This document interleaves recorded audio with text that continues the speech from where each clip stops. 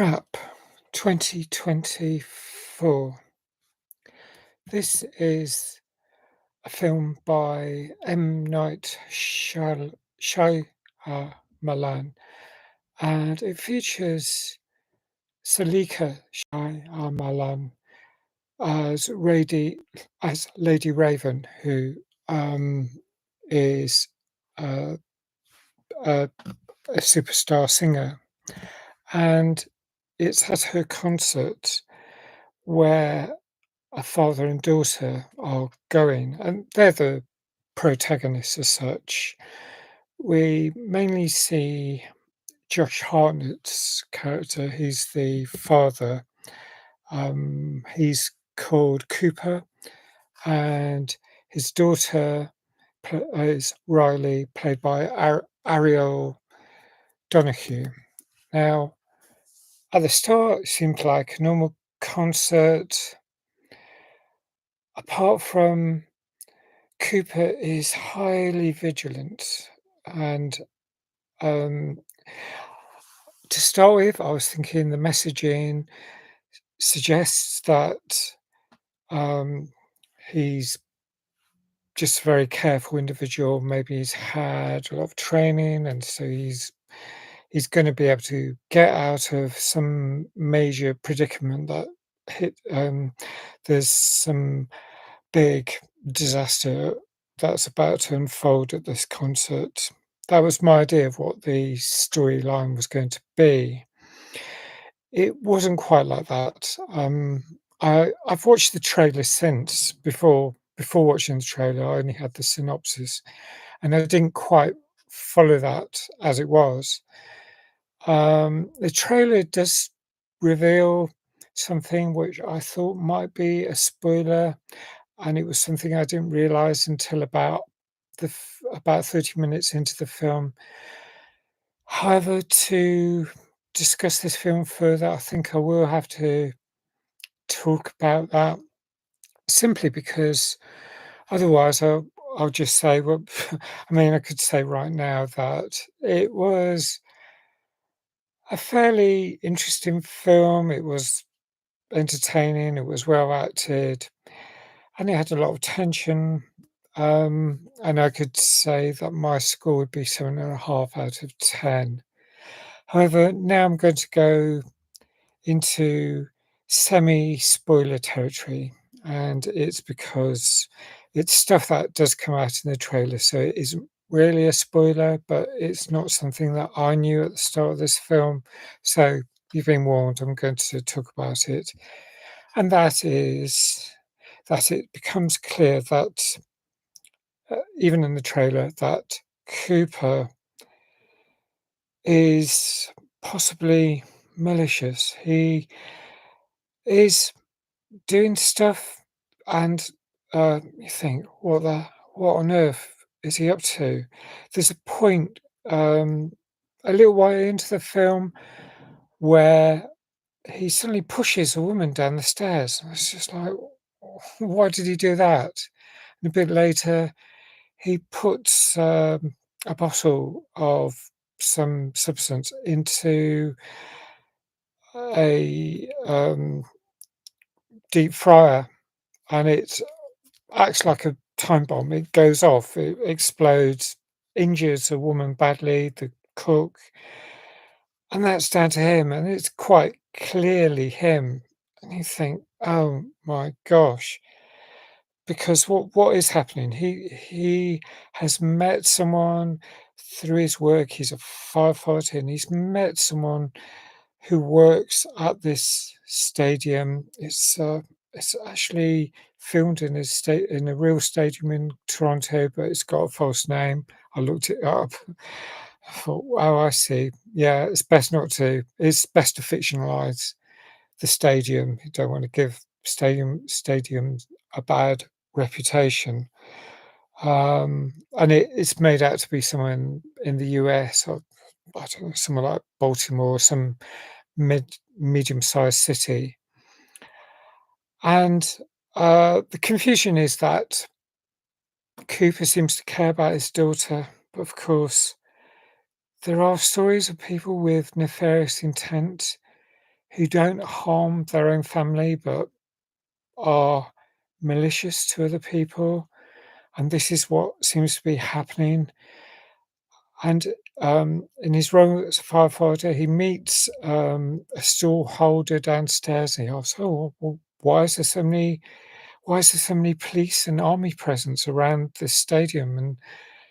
And this guy who has his trust says, "Well, I'm not supposed to tell anyone, but they're looking for um, this particular, well, serial killer, someone who's doing awful stuff around that city, and they've been tipped off that this person's going to be at the stadium, and because he steals um, police radios, stuff like that, he's got the knowledge to pick up, to survive, to pick up information that he needs to use, and um, it becomes really uncomfortable once you know all this, but you do know it for most of the film. I mean, he sweet talks his way into getting a backstage pass. He lies about his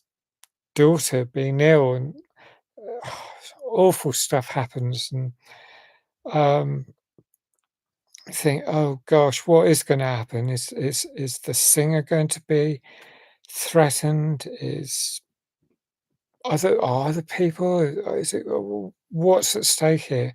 Could be really serious. It could be, well, anything serious, even um, the deaths that have happened, and you're now seeing things from the perspective of the killer in our midst, the person who's going around the stadium.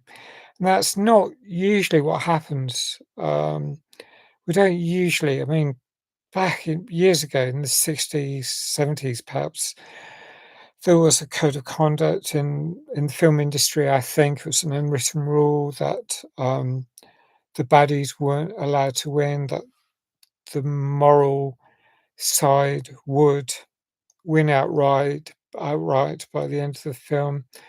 Eventually, there were twists, and especially horror films, you would often get films where the baddie would win. And I'm not going to say, obviously, what happens in this film towards the end, but there's a lot of nefarious stuff, and it gets really tense because Cooper knows exactly how to sweet talk people until he gets to such a position of power that he can reveal that he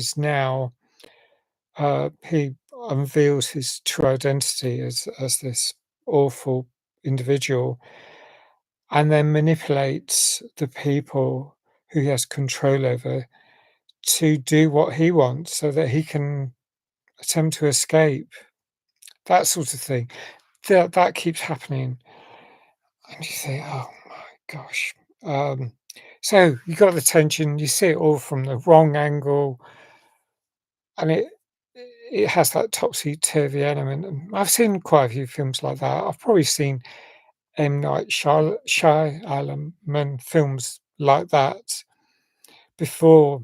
Can't remember if Devil was one of his films, but there are quite a lot of films that really feel ominous, and they are very interesting. It's really looking at society from the different perspective. I mean, things like The Joker in 2019, where I'd like to review that in a way, but you get the audience become sympathetic, I think, with the character because of how they've been mistreated so often. Maybe not completely, but you do feel some sympathy. You think, I can see how that that develops. That's not necessarily what happens here. I mean, there's themes of control, about male violence. There's um, yeah, really awful stuff.